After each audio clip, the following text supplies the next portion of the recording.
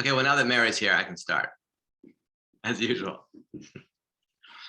Hi, everybody. I'm Peter Schwartz, and I'm the, let me make sure I get this straightened out. Here we go. I'm the director of the IU Center for Bioethics, and I direct the bioethics program of the CTSI, the Indiana CTSI. We are thrilled to have you here today virtually for our next Treats talk.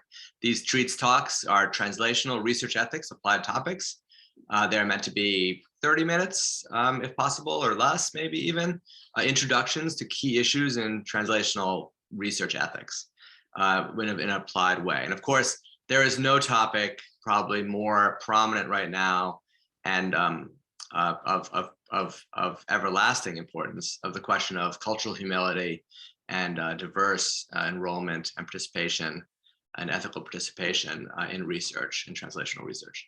Dr. Sotto, who presented a similar talk a short 3 years ago, that feels like, oh, I don't know, an age ago. We asked her back to reprise this talk and bring to it the developments in the last few years and her new understandings. Again, no topic really could be more important. All these talks do get recorded and then archived on our webpage under the Treats talks. We'll be happy to show you how to do that if you write to me or Thai Yoga, who's on here. And again, we are thrilled to be able to include this talk then in our archive. I suspect it will be the most accessed talk. No pressure, Dr. Sotto, no pressure. It will be the most accessed talk over the next few years. Great, thanks. And Dr. Sotto is she's a vice chair of Faculty Affairs, Development and Diversity in the Department of Medicine at the IU School of Medicine. She's an assistant professor of medicine at the School of Medicine. And most importantly, she's an affiliate faculty member of the IU Center for Bioethics. And we're very proud to count her among our faculty. So again, over to you, Dr. Sotto. Let me share here the screen and then you can tell me, what do you see? If you see the right slide deck, not the center mode. We are seeing the part which is what you're supposed to see. We're seeing the notes part. So if do you know okay. How to do this? Do you have two screens? Yeah. I'll swap it. This is of course the next favorite thing in the COVID pandemic. You're on mute, and can you see our favorite two things? No, that's why I always ask, and I'm okay with you seeing the notes because that's the one note that I have with this. Now. It's perfect now. Perfect. Okay. So thank you very much, Peter, for the introduction and for letting me talk about cultural humility. Again, it's not like I don't talk about cultural humility enough.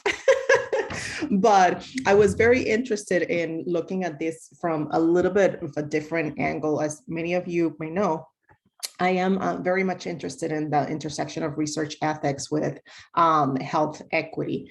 And at several points during the talks about research ethics and talking about the Belmont report and those principles, I often think that these are just principles that are not just for research ethics, that they are very much for life, right? And I get very excited about thinking that we can carry ourselves in that way. We're really thinking about respect, beneficence, and justice on a regular basis and all day.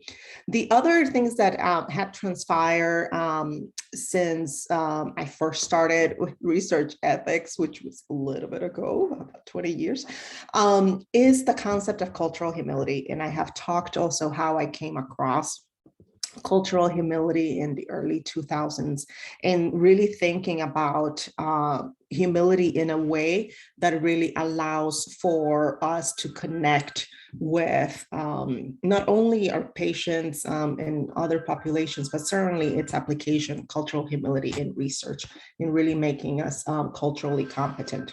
So I thought I would, sorry, my phone is ringing.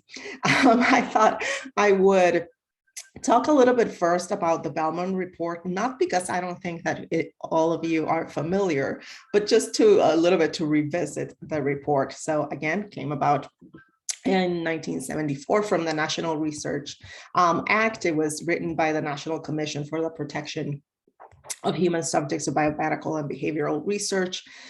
It was charged with identifying basic ethical principles that should underlie the conduct of research involving human subjects and developing these guidelines to ensure that the research was carried out in accordance with the principles. It was informed by monthly meetings, and my understanding was like almost 4 years of informal meetings, and then having that 4-day intensive in the Belmont room, from which they decided to title the Belmont Report. So they actually had a really good charge in the sense that they were supposed to consider the boundaries or accepted boundaries in routine practice of medicine, an assessment of the risk-benefit criteria and the determination or appropriateness of research involving human subjects, that they would consider appropriate guidelines for participation in research, and lastly, the nature and definition of informed consent in various research settings. In case you ever wonder where my mind is, I did check that there were 11 members, 3 of which were women. So the Belmont Report has been obviously a key staple when it comes to research ethics. They actually narrowed this down, a lot of information, right? A lot of discussions over the years and over those days. It came down to respect, beneficence, and justice. And just as a little reminder, again, when they talk about respect, they're talking about individuals should be treated as autonomous agents. Persons with diminished autonomy are entitled to protection. So it really incorporates these 2 ethical convictions when it comes to respect.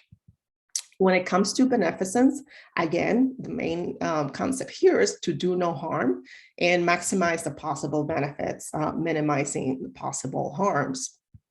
And lastly, justice. And if you think I got stuck in justice for a while, you would not be wrong. So they talk about the fairness in distribution of what is deserved. They also talk about injustice occurring when some benefit to which a person is entitled to is denied without a good reason, or when some burden is imposed unduly. So I did spend some extra time reading the justice aspect. And one of the things that I was interested in, that the comments they stated, another way of conceiving the principle of justice is that equals treated equal, ought to be treated equally. This was very interesting for me, not only for at the time that the Belmont Report came about, but also thinking about when they celebrated the 25th anniversary, talking to those commissioners, talking to other people that were in the room, asking questions about perhaps what were the lessons learned. And I think that a lot has happened, right, between that time and now. But they felt that even with this particular statement, that they had to add an explanation as to what really they meant with this statement. And it's safe to say that they had several formulations that are kind of the disclaimer or the possibility of really providing understanding of what they really meant with this, which was to really think about to each person an equal share, to each person according to individual need, to each person according to individual effort, and to each person according to societal contribution, and to each person according to merit. Now, as an equity scholar, I do have some concerns still with what they really meant with these. So against the historical background, you can see how there were some conceptions of justice that are relevant. In fact, in order to determine what they really meant in terms of scrutinizing whether some classes, for example, were more impacted than others when it came to research, they still talked about classes in terms of welfare, welfare patients, particular racial and ethnic minorities or persons confined to institutions, et cetera, et cetera. But race and ethnicity was not something that was coming really across greatly in their discussion. Finally, I decided, well, what would those deliberations look like? So I said, do I really want to go back to 1970s and look at those transcripts? But I was able to actually look at the transcripts just about a year ago. From the commissioners, the members of the commission, and they talked about, they asked him a couple of questions, and I'm just highlighting here a couple of them. One was, as you look back at your experience with the commission, is that part that stands out more in your memory than others? And for this question, actually, a lot of individuals focus mostly on the vulnerable population aspect, thinking about children and prisoners. How would they do things differently? And then for the question that asked, was asking, since, the last 25 years, are there any issues that you wish you had dealt with a little bit different that maybe should have had been part of the discussion and have not? And those answers, I have to say that I wasn't all that impressed. I think I was expecting a lot more. I had some high expectations from an equity lens. The other thing that I was able to do is actually look at some of this wording and explanations about what stands out in their memory and what they would have done differently. And I was able to extract a few things. So here is, and I'm sorry, it doesn't look like I have the commissioner's name attached to this excerpt, but one of the individuals actually said the other thing that they did, which was members of the commission, they got to know each other socially and individually, and we really got to know each other and respect each other very much. So people got to know each other socially, they respected each other's views, and all that worked together to create a very positive working atmosphere among these 11 individuals that they really wanted to get consensus to the fullest extent. Again, one of the key things for me was that they came from vastly different backgrounds, but they all had their own expertise, their own ideas, their own commitments to bring the issues to what they were intended to address. Also, looking again from that justice lens, these are some of the other comments that indeed they consider inclusion and protection. And in order to focus at least on something, they just thought that it would be easier to focus on protection. But also realizing that how you include minorities in research, how do you do it without fostering or promoting stigma or biological understandings of race or conceptualizations of race. They also recognize that the harm is different, and this was in relation to minoritized populations. Somebody actually said that instead it is quite significant harm, but it's mostly social harm. So a few other lessons from the equality standpoint. Another commissioner, Dr. Hyde, actually said that because their life was driven with a purpose of social justice, that they were hoping that really we move from being more concerned about others than ourselves. How do you help the community? And you can bring it within how the Belmont report was written in a way that you can bring it to the people with really lots of confidence that it was easy to understand, and that you can bring in people to people, neighbor to neighbor, community to community, and really make that understanding stand out. Then there were two additional aspects. I saw the link to culture, especially when it's talking about it is a question of respect for persons, which he sees persons not simply as isolated individuals, but as members of communities. In some cultures, the link of the individual and the community is much more powerful than it is within our culture. And then actually this individual provided the Hispanic community example. The last piece that I was interested in, sorry, this is not moving. Is it moving? Okay. Was this link to power imbalance. So another commissioner talked about justice requires not simply treating people equally. We could treat everybody equally and still be oppressing all of them. And I thought that was, wow, quite the statement. Justice requires attention to power issues, how to redress the power imbalances in life. So you can see that from those aspects that I have picked, it really made me think about, well, what is the connection, especially here when it's talking about these power imbalances, because cultural humility actually does that as a framework. And I started to think, well, maybe the commission, even in its all wisdom, was really practicing cultural humility as the foundation of their discussion without even thinking about this as a possible framework. So if you recall, from the talk, I think 3 years ago, or the ones that I keep talking around cultural humility was brought to us in 1998 by Dr. Melanie Turvalon and Dr. Jan Murray Garcia. Dr. Jan Murray Garcia is still at, I believe, UC Davis.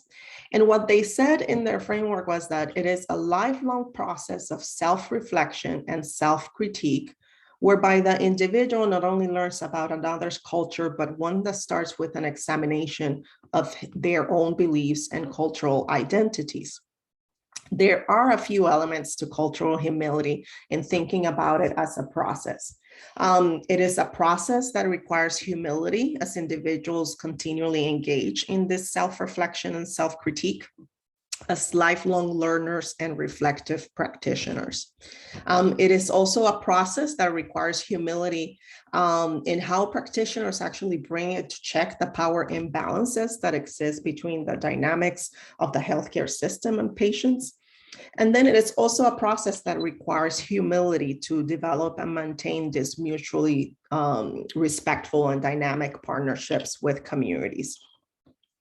A few other aspects of cultural humility is, again, that the process itself is used to really build honest and trustworthy relationships. It's a process that demands that we reflect about our own beliefs, attitudes, and identities. And the last piece, which I don't usually go too much into detail, is this institutional accountability for role modeling. So the authors, Turvalon and Murray Garcia, talk about, again, role modeling cultural humility in a way that holds the institution accountable, and the institution holds itself accountable via these means. So in thinking, okay, what might have been this relation between the Belmont report and how those conversations happen, that they narrow down to these principles of respect, justice, and beneficence. I also started to think about, okay, so from the cultural humility framework, you can tell that there was, in all these deliberations, that there was quite a bit of a process of reflection, and not just in terms of, professional standing or where the individuals were coming from professionally, but also some acknowledgement of what their backgrounds were and where they were seeing, what lens they were using in seeing these play out, that they were lifelong learners, that they were really talking about addressing power imbalances. That was actually part, if anything, of this discussion, right? That charge, like, we gotta fix this. That they also thought about the dynamics of the healthcare system with patients. They talked about respectful partnerships with communities, or at least acknowledging the different communities and how they come to research in a certain way. Of course, trust comes a lot to play if it's not one of the main aspects here. And Peter, in the discussion, you can talk also a lot about trust, but also thinking about these cultural identities and role modeling behavior.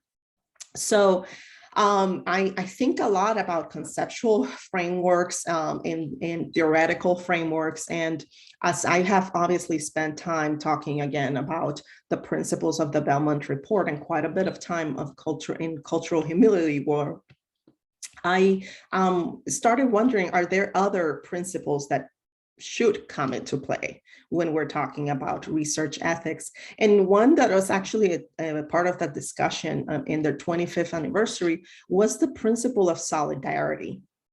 Is that notion that we're all connected to each other, and that we ought to help each other and support each other. And the question to the commission, to some members of the commission, was, do you think the principle of solidarity should come into play? And some of them said yes, but there's probably more that we could have tackled in this. So again, in thinking conceptually, I will not have any answers. And there will not be a question and answers discussion, but at least a good discussion, because I don't know the answers. But in thinking about, again, cultural humility and how it may play a role with the principles of respect and beneficence and justice, I would just like to think, well, could this be a research ethic model that embraces cultural relevance and health equity? And by that, I mean that we have a lot, especially in equity, diversity, and inclusion, especially, you know it from COVID, right? How much more attention we're paying to health equity. So is this a way to actually prepare our researchers or to talk about research ethics in a way that is really embedding equity, diversity, and inclusion, cultural relevance, towards, again, the end of health equity? And then what else would it need as a conceptual framework? If it's not solidarity, are there other principles that could be added? For me, also as a practitioner, I call myself, describe myself as a practitioner scholar, is the element of accountability, especially from an institutional standpoint. So is this something, this other principle of accountability or responsibility, or however we would like to call it, that should come into play? So with that, I will stop right here, since treats talk are short and I really enjoyed the discussion pieces more. So I will pause here, Peter. Let's see. Oh, and thank you very much for allowing me some time to go on a rant about the Belmont report and cultural humility. Yeah, that's outstanding. I'm gonna call you Sylk. Please never call me Peter. Don't Yes. mind. Let's do it that way. Yes. But please, anybody's comfortable with that, that's fine. So Sylk, I want to ask you one quick question before I'll let Mary. Sorry, Mary. Mary, do you want to go first? I just wanted to. I'll ask my question, and Sylk, if you want to take Mary's first, that's fine too. Look, these treats talks are often meant for people who may not have thought much about cultural humility, and I love this as an introduction. How would you speak just for a researcher who may be comfortable with the Belmont report, may feel that like they learned it through their city training or their training in responsible cognitive research through our group or elsewhere? And then what would your take-home message be about thinking about cultural humility's relation to the report for changing or modifying how they're thinking about research ethics writ large? I think it's great that I love that you proposed almost like an overarching principle that could almost everything else could come out of it. But I wonder, as a hard question, I wonder if you could think about, what do you say to a person who's comfortable with Belmont report and maybe doesn't understand necessarily, or maybe I don't, exactly, how this changes our understanding of the report? Yeah, so I think that that's a really interesting question, Peter. And of course, I don't know that answer 100%, but what I can tell you that from all the times that I've been doing talks on cultural humility for about 7-8 years now, that to me, it's about the process. So you can still think, again, in your research study, you can think about respect, beneficence, and justice. But there is an extra element, especially when we're talking about equity, health equity, that we need to incorporate. So I think it is indeed in that process where you are talking about, again, as we talk about cultural humility and research, right? We're asking the question, is this the right research question? Is it incorporated in the research design? How are you, talking about recruitment? What kind of processes you're actually following for that recruitment to guarantee that there's a diverse population. So I think about the connection of cultural humility in the Belmont report for researchers in a way that it just embeds cultural humility more in the process as part of that reflection, as part of why you're doing the research that you're doing to begin with, and how you're engaging individuals. So that's one answer, I think. Okay. Mary was raising her hand there.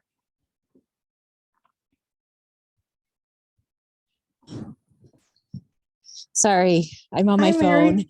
Hey, so I have sort of two comments. The one is sort of following up your comment and like the true feeling of discussion is that there was a publication by Ezekiel Emanuel that would talked about like benchmarks for ethical research and then benchmarks for ethical global research. And it would be really interesting to sort of look through that and see if it needs an extension to benchmarks for equity research.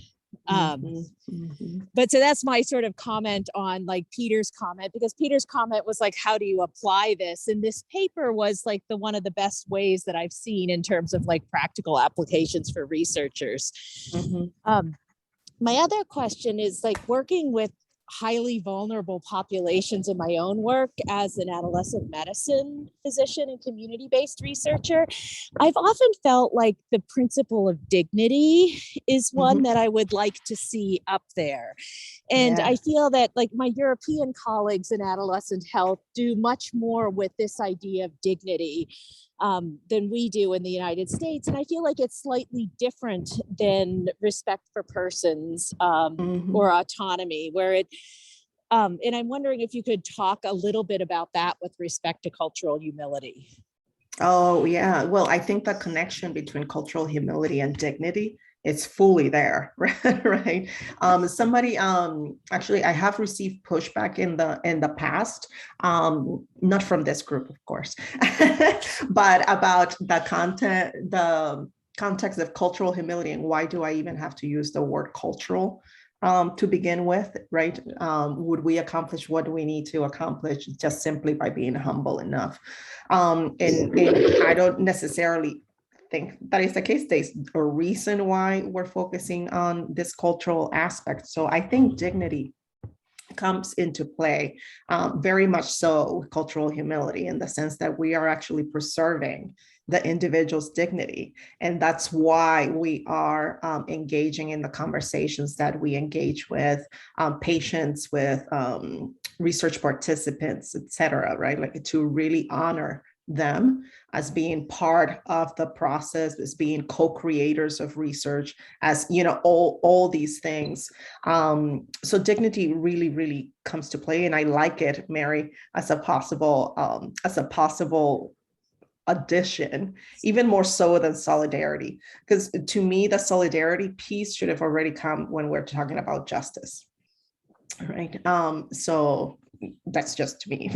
But dignity, right? Like preserving the dignity of individuals as they become part of the healthcare system, as they navigate the healthcare system, as they are part of research. I think it's incredibly important, and one that I'll write down. Right.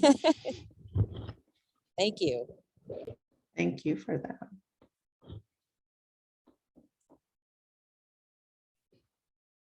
And Zina had a comment there. I don't know if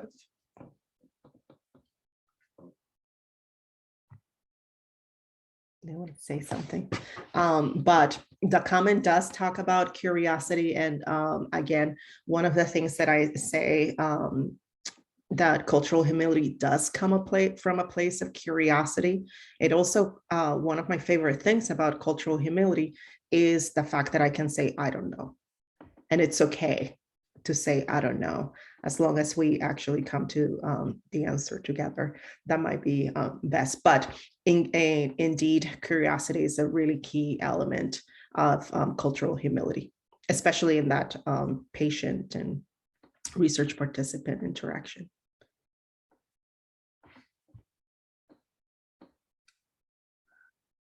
Any other ones, Peter? Yeah, I don't know if anybody else has questions. Feel free to drop in the chat or to speak up. It doesn't have to be a question. I guess it's also, you know, right, comments. Commentary. Yeah. I'll throw one in here just in the. We can stop early. It's always the goal with these things. But can you go back to your slide on equity, on cultural humility? I'm sorry, cultural humility. There's like 3 parts to it, I think. Oh, the first 3 parts. Yes, I can do that. Yeah. This one or this one?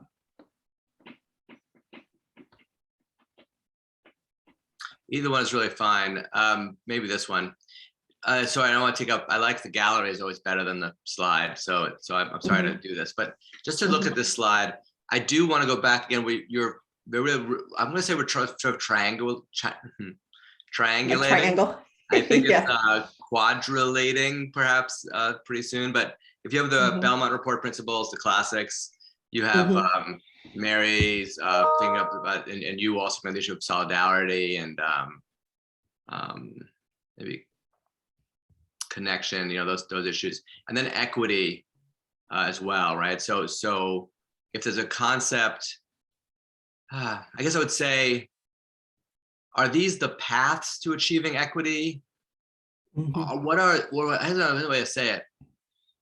Would you say, do you feel comfortable saying, it's probably a long list, but maybe the 2 or 3 leading problems with equity or inclusion in research, and how these processes of cultural humility address those?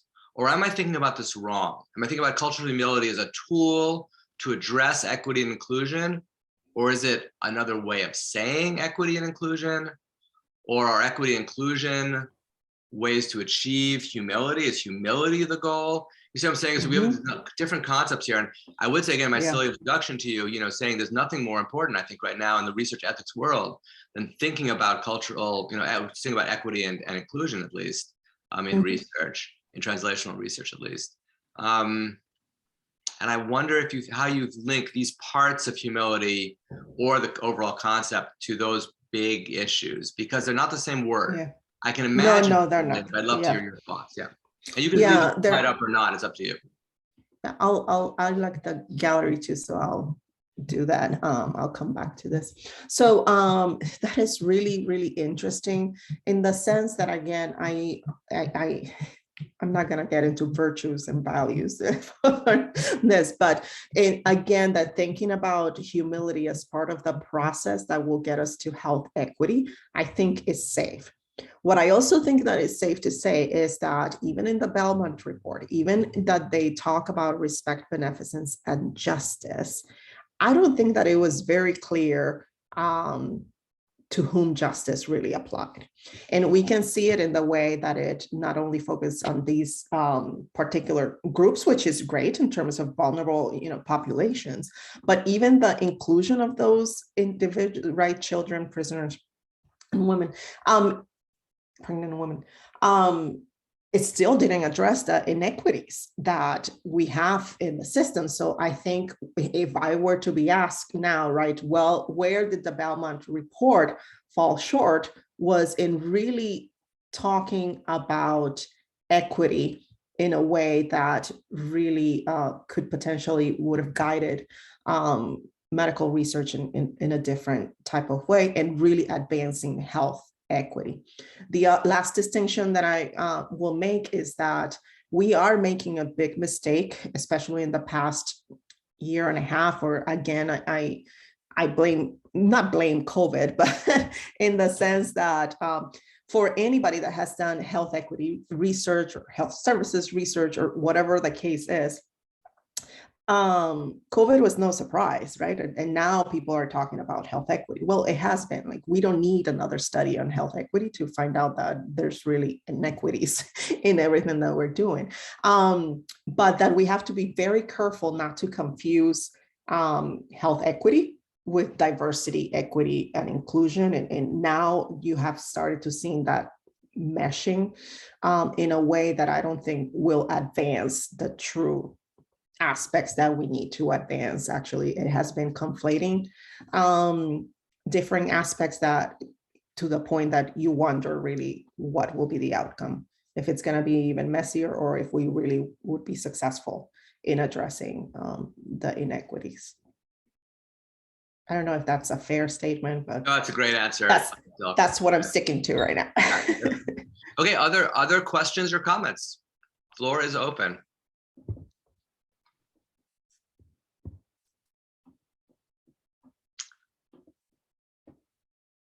Okay, well then we Yeah. can wrap up. There's Again, Mary. Sylk, you've achieved what I always consider the most important Hold part on, of there's the talk. Mary. Mary raised her Mary? hand again. Mary, you're back in, baby. Mary's coming to my rescue.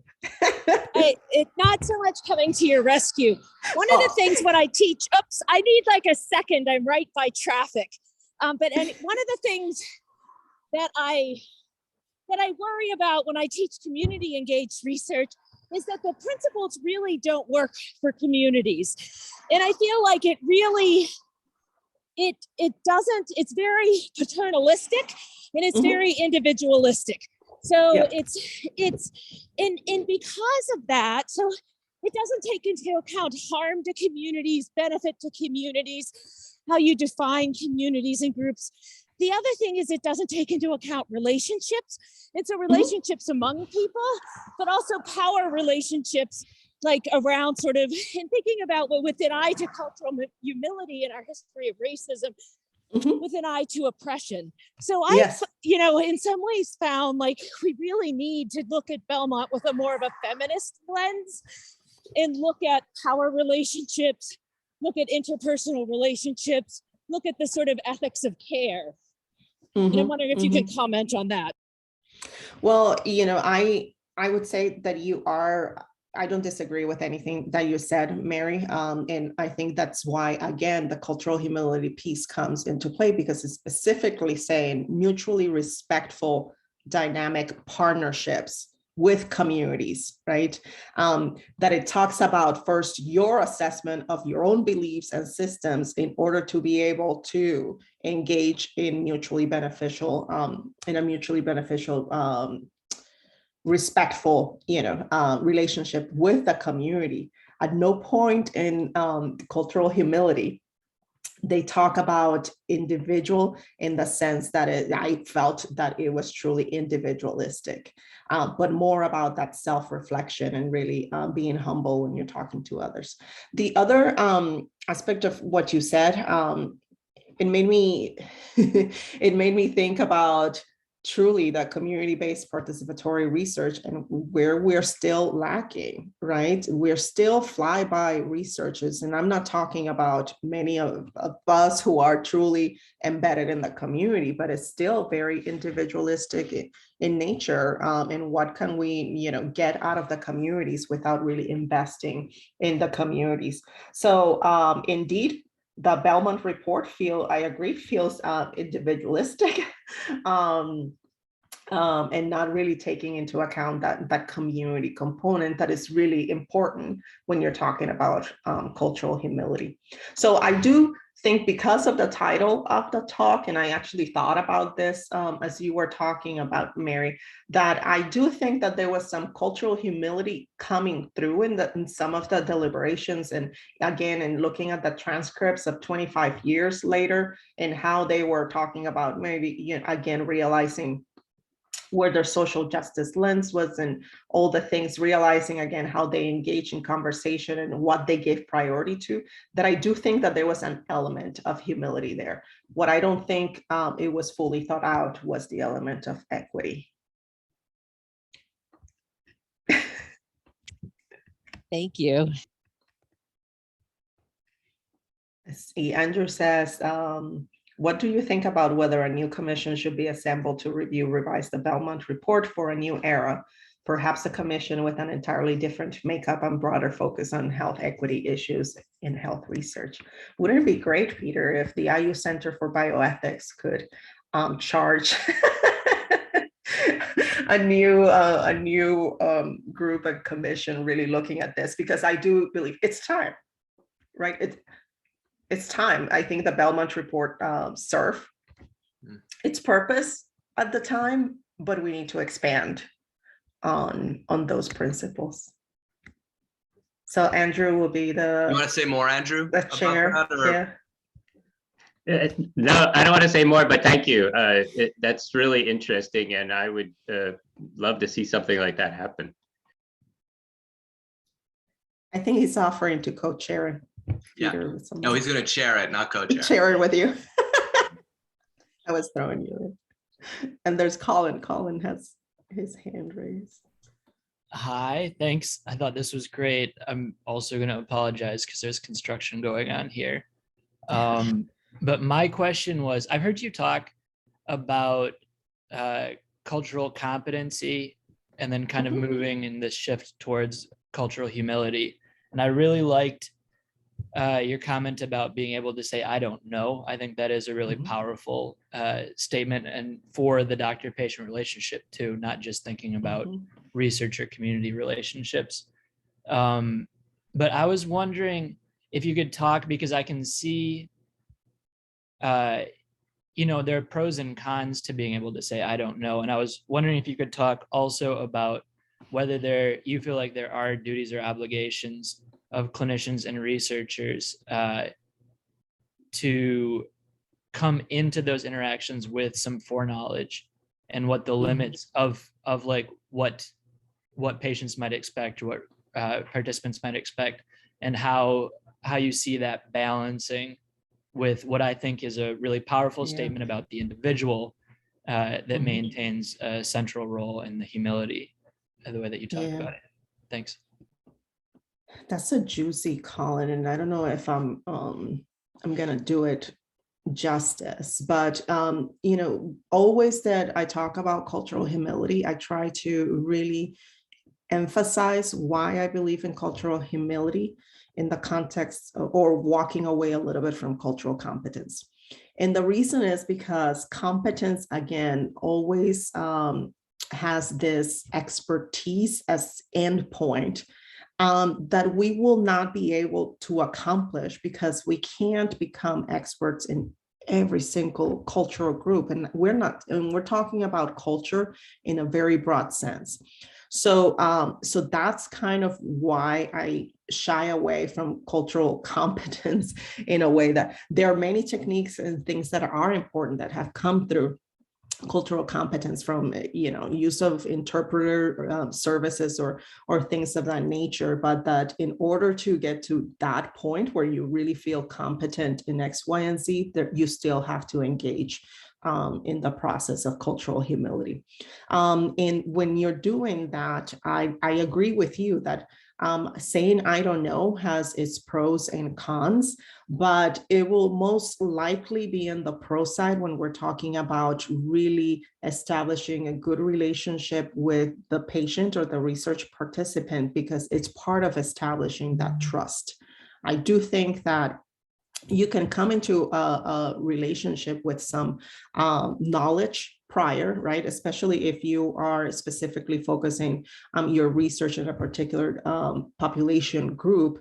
However, even that knowledge may not really transpire exactly as it would, because even within those cultural groups, there are differences. So you still have to engage in humility. And I'll give you the perfect example, which is the Hispanic Latino group. So this is a socially constructed